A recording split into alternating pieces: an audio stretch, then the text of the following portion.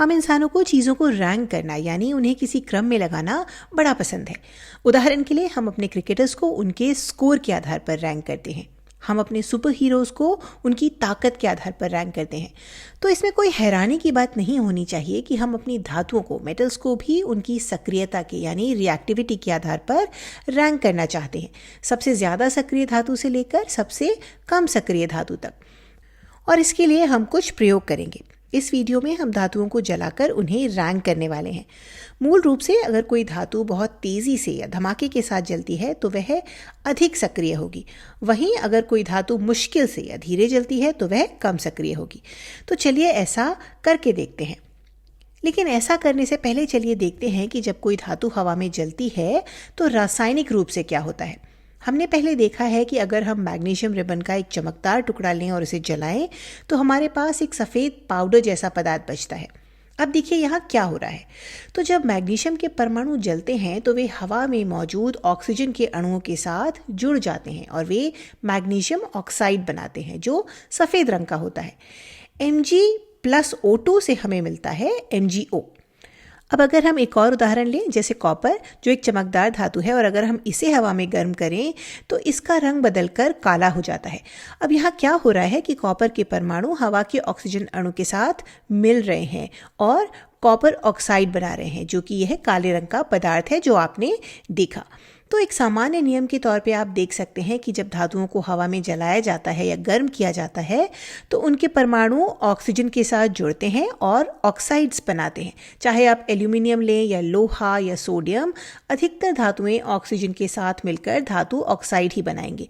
हम अधिकतर धातुएं कह रहे हैं, लगभग सभी, क्योंकि इसके कुछ अपवाद भी हैं, कुछ एक्सेप्शंस भी हैं, जैसे सोना यानी गोल्ड और चांदी यानी सिल्वर।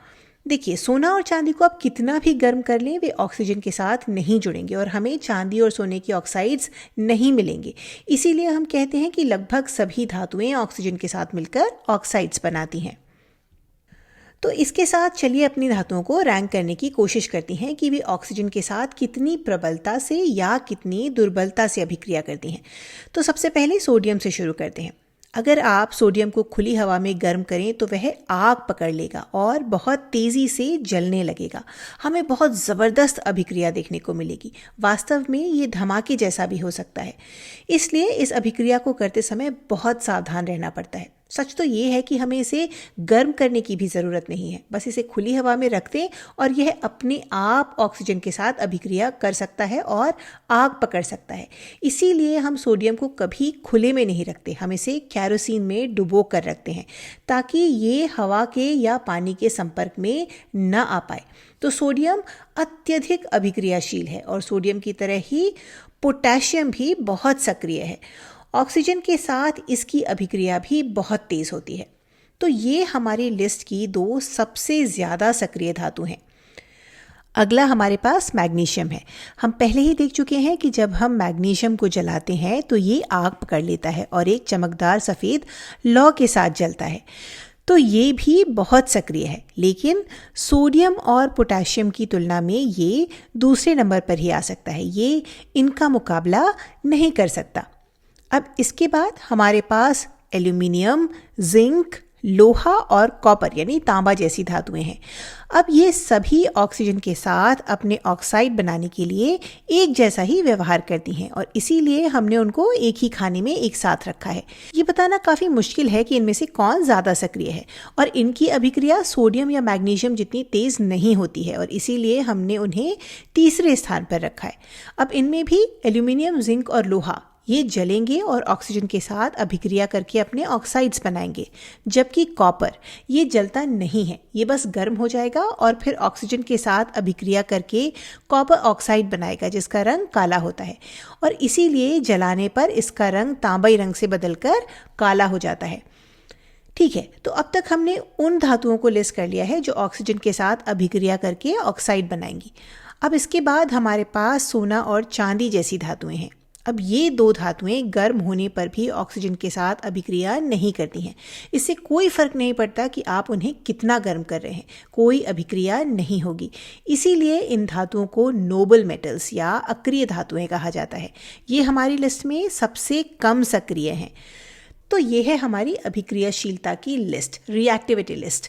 यहाँ धातु सोडियम और पोटेशियम सबसे ज़्यादा सक्रिय हैं, फिर हमारे पास मैग्नीशियम है और फिर हमारे पास ये धातुएं हैं एल्यूमिनियम, जिंक, लोहा और कॉपर।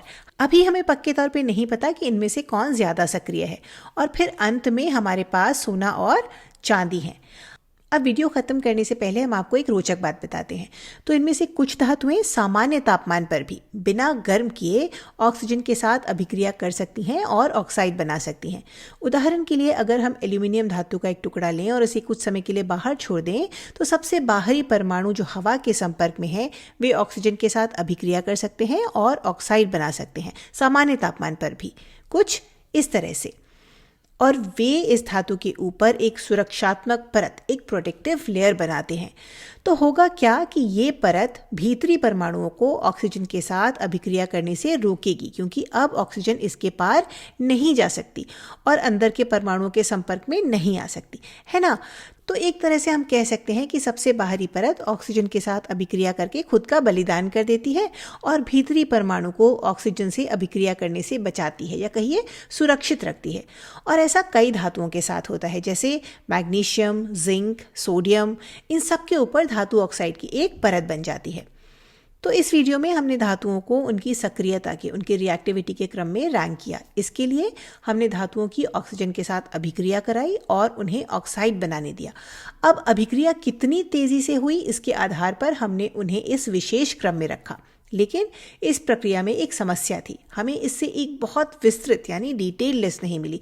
उदाहरण के लिए अगर आप नंबर 3 की स्थिति को देखें तो हमारे पास इस स्थिति के लिए 4 धातुएं एक साथ हैं, लेकिन हम इन्हें और बेहतर तरीके से अलग कर सकते हैं। यहाँ हमारे पास 2 धातुएं एक साथ हैं और यहाँ फिर से 2 और धातुएं एक साथ हैं। तो इस उद्देश्य के लिए हम भविष्य के वीडियो में और अधिक अभिक्रियाएं करेंगे। हम धातुओं की पानी के साथ अभिक्रिया करेंगे, हम धातुओं की अम्ल के साथ अभिक्रिया कराएंगे और फिर अधिक जानकारी के साथ हम इस लिस्ट को और बेहतर बनाएंगे।